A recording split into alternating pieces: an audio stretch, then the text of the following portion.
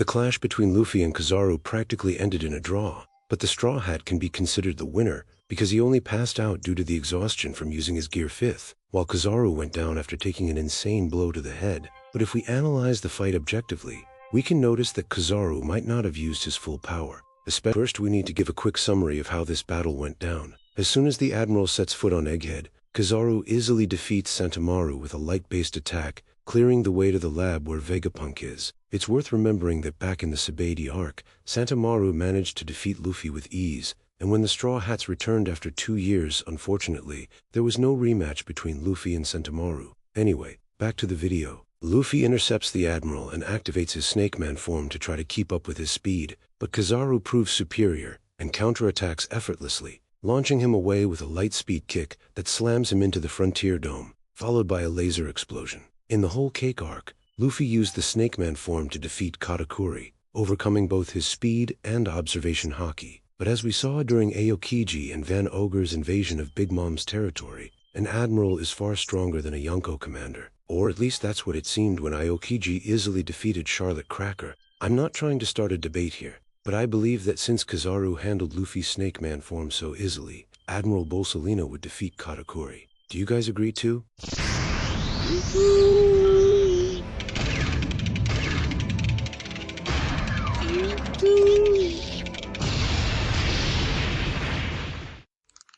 When all seems lost, Luffy returns in his Gear 5th form as a giant, pulling Kizaru back and launching him so far that the Admiral has to reconstitute himself as Light to come back. When he reappears, Kizaru creates several clones with light swords, and Luffy has to eliminate them one by one until he finds the real one, who is actually already inside the lab, about to kill Vegapunk. Luffy steps in again, swallows a light blast, and jumps back into the fight. The battle turns into a race against time, with Kizaru trying to complete his mission and Luffy doing everything to stop him. At the climax, Luffy spins his body with a burst of light and lands a powerful blow infused with Conqueror's haki right to Kizaru's head, knocking him down as he admits he can no longer continue. The problem is that Luffy is also exhausted, and that's when the Gorosei make their move, marking the beginning of the true nightmare on the island. And the scene that truly proves Luffy's strength is when he holds back both the Admiral and the Gorosei at the same time, a jaw-dropping display of just how powerful Gear 5th really is.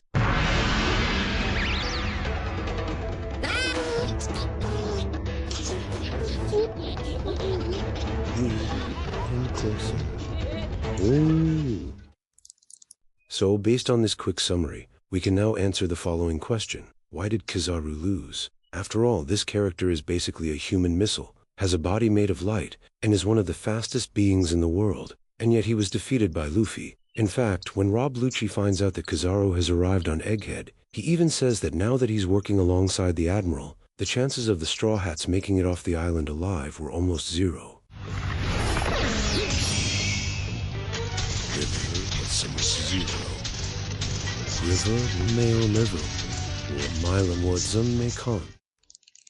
And the answer to that might be much simpler and more obvious than it seems. Kizaru lost because he wasn't convinced he was doing the right thing. The greatest power in the world of One Piece isn't haki, a devil fruit, or even Gear 5, it's conviction. Oda himself has made this clear many times throughout the story. Rayleigh once explained that a fighter who hesitates loses strength, and if you look closely, you'll notice that Kizaru hesitated the entire time. Throughout the whole fight, he kept saying his mission felt unnecessary. He said he didn't want to be there. He kept mentioning that he couldn't complete his objective if he kept fighting Luffy. Kizaru never showed a real desire to kill anyone. Meanwhile, Luffy was bursting with willpower. He wanted to protect Vegapunk, protect his friends, and pay the Admiral back for the beating he took. His conviction was so strong that he literally swallowed a blast of light just to save the scientist. And this is where we see Oda's genius. Kizaru didn't lose because he was weaker. He lost because he was fighting for a cause he no longer believed in. He's a soldier who follows orders. But when those orders go against what he feels inside,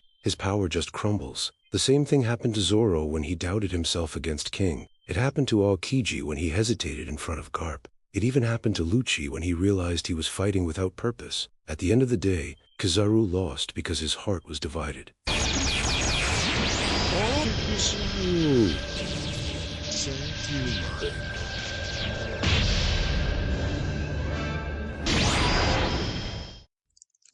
But would Kizaru have won if he had truly committed to his mission? Or is it possible that even at 100%, he still wouldn't be a match for the Sun God? Kizaru has always been that character who lives in the world of combat, calm, slow-spoken, with a lazy vibe that almost feels bored, even in the middle of total chaos. But here in Egghead, things got much more serious. For the first time, the mask slipped, and we saw that behind those sunglasses is a man completely torn inside. From the very beginning of the arc, Kizaru was assigned an impossible mission. He had to eliminate his own friends. He used to work with Sentomaru, he protected Vegapunk, and he clearly shares a history with Kuma. And now all of them became targets. At the start of the battle, you can tell he's still trying to maintain his composure. He defeats Sentomaru without hesitation using a precise light beam. But even there, the first signs show that Kizaru isn't okay with the mission. He even tries to justify it to himself by saying, "I have no choice." But when he looks down at Sentomaru lying unconscious on the ground,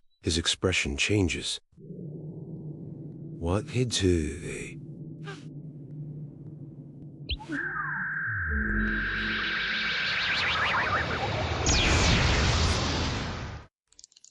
Then he heads to the lab and comes face to face with Vegapunk, someone he once protected, someone he respects as one of the greatest minds in history, and yet, Kizaru pierces the scientist's chest without hesitation. It's a cold, calculated, and deeply contradictory move, because just a few moments later, that same Kizaru is seen lying on the ground, his face heavy with guilt, saying he can't go on. And get this, during the battle, it's revealed that Kizaru was the one who fed Luffy. Yes, you heard that right. In chapter 1103, we see Luffy nearly unconscious on the ground, and out of nowhere, a bunch of food appears around him. Nobody knew where that food came from. The scene had no explanation, until Oda confirmed it in SBS 110. He revealed the food was delivered by someone moving at the speed of light, meaning it was Kizaru. The same man who stabbed Vegapunk in the chest is the one who gave food to Luffy just minutes later. That alone shows how unstable and conflicted he really is. Kizaru follows orders, but his heart is at war. He can no longer tell if he's a soldier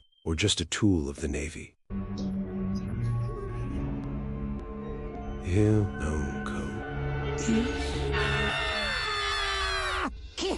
The end of the arc.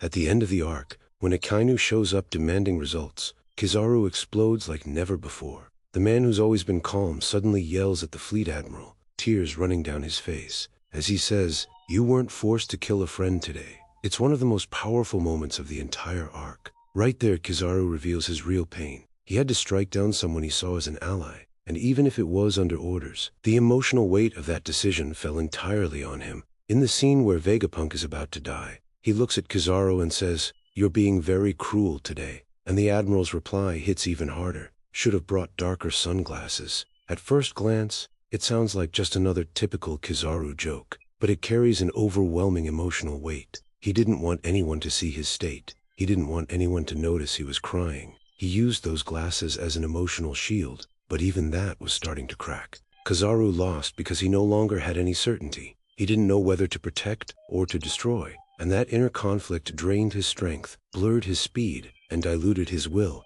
just like his own light.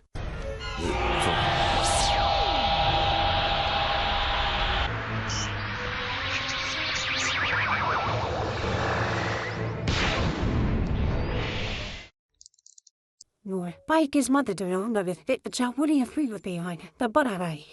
Shabori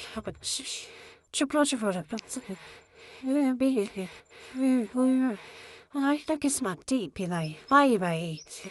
It's VS. It's a free. She hi. She never got it to read. Does not face it, it's a lemon with curry. Tommy Pocadeo and man, he wasn't had boss that champagne. And she he needs to died out the give I ain't he? He's not that groove. We hello there. And she showed him. What John I am. Drown government. But.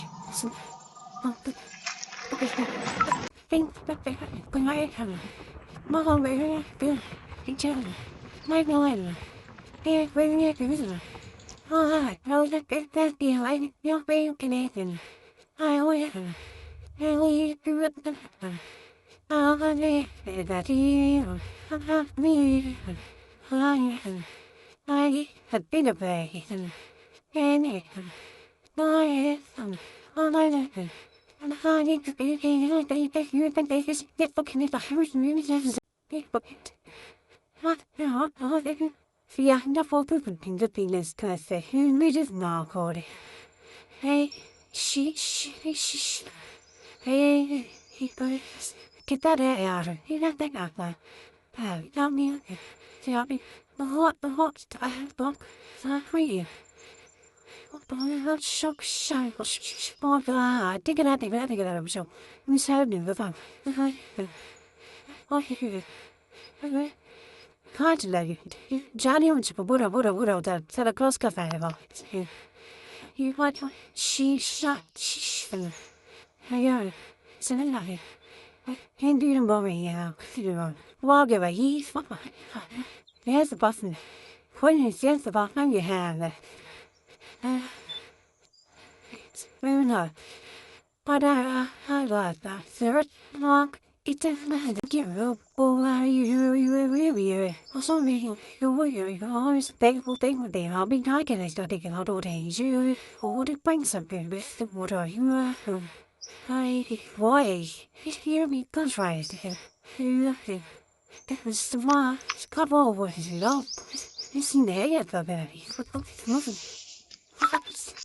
That's what he said. Well, now what Miss says. Yeah, I didn't lay it, but I got it. Just nothing. But you was the home. That's cute.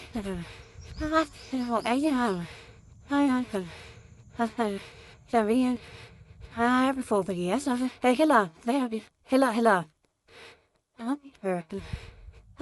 Hey.